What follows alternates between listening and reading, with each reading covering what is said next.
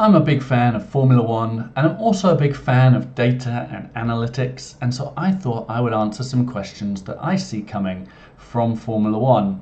And one of those things, as Lando Norris has been rising to the top of the standings, it's been asked, is he good at starting? Because he tends to lose positions at the start. And there's been a lot of chatter about it, but I thought I would take a minute and look at the numbers in a new series that I'm calling F1 Drive to Analyze. And the question for today is, who is the best and the worst starter from pole position, and how does Lando Norris do? Pole position is incredibly important. Teams spend hours and hours, millions and millions, just to get their driver to the front of the grid on Saturdays in qualifying so they can start from pole position in the Sunday race. And the aim of that is to get ahead and stay ahead so that you can control the race.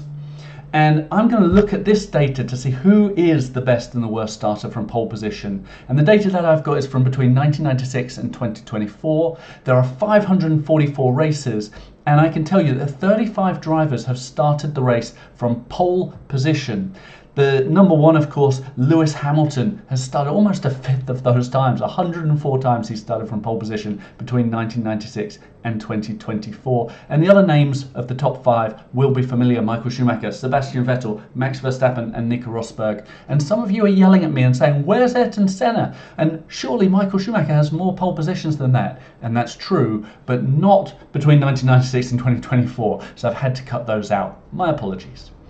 If we look at Lando Norris, he's started pole position 9 times up until 2024, at the end of 2024. And I know that he's started pole position in 2025 quite a lot, and this data is going to change. I'll look at that at the end of the season, but I want to look at his progress up until the end of 2024.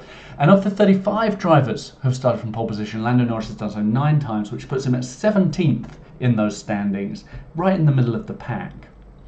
But my question is, how often do drivers keep first position after the first lap? That's how we're going to measure it. And if they don't, how many places do they lose? So 2 measures that we're going to look at: the percentage of times they keep pole position and finish first at the end of the first lap, and the second measure, if they lose positions, what's the average number of positions that they lose? And we'll take Norris as our example for our calculations. Norris has been on pole 9 times. He's managed to keep that 2 times. So that's a keep percentage of 22.2%, and his average loss of position is 1 1/3. So he tends to go down to somewhere between 2nd and 3rd if he starts from pole. Now, my question, of course, is, how does Norris compare? Now, there are 35 drivers who have started from pole, but to make it fair, we're only going to look at the 22 drivers who started in pole at least 5 times between 1996 and 2024, because some drivers only started there once, and sometimes they had a great start, and sometimes they had a terrible start, and it's not really fair to look at it on just a couple of starts, so we're going to average it out. And you can see the names of the 22 drivers who started in pole at least 5 times below. Lando Norris is one of those, of course.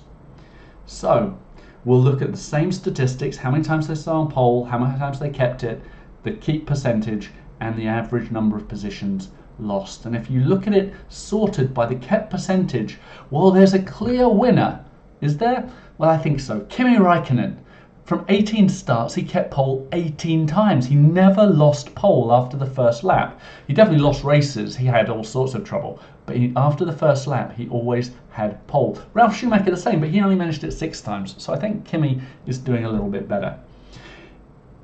Where is Lando Norris? Well, Lando Norris right at the bottom there with only a keep percentage of 22.2%. That is the worst of the 22 drivers that we're looking at.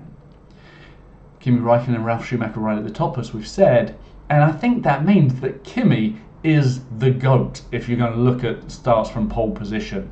Unbelievable.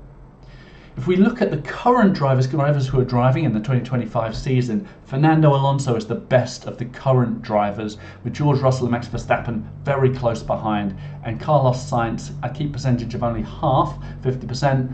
Lando Norris still at the bottom though. Lewis Hamilton, with all those 104 pole positions, he's doing pretty well. He keeps pole position about 3/4 of the time. So is it all doom and gloom for Lando Norris? Well, if you look at that statistic, yes, but it gets a little bit better if you look at average positions lost, although it's still not great. Lando Norris then is 18th out of 22 because he loses 1 1/3 positions, along with Damon Hill, and that's not a bad comparison. Damon Hill's pretty good company to keep. But if you look at the current crop of drivers, Fernando Alonso is still at the top. Max Verstappen edges out George Russell on this statistic, and Charles Leclerc actually looks pretty good. Lewis Hamilton mid-pack.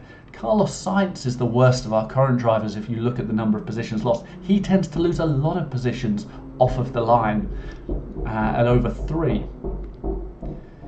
But regardless, if you look at this, Kimi Raikkonen is the best driver. It doesn't matter which way you cut it. And Ralf Schumacher, a close seconds. Perhaps if he'd gotten more poles, he could have challenged Kimi.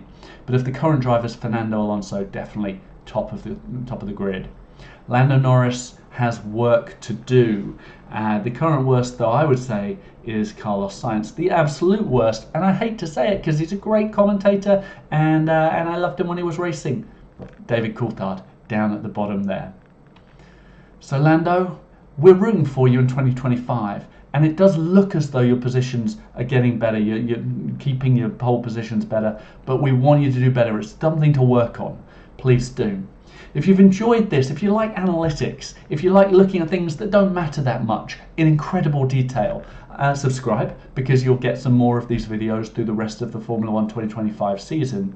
And also maybe have a look at my Settlers 2 series, which takes analysing things that don't matter to the ridiculous and the sublime. Thanks for joining me. See you next time.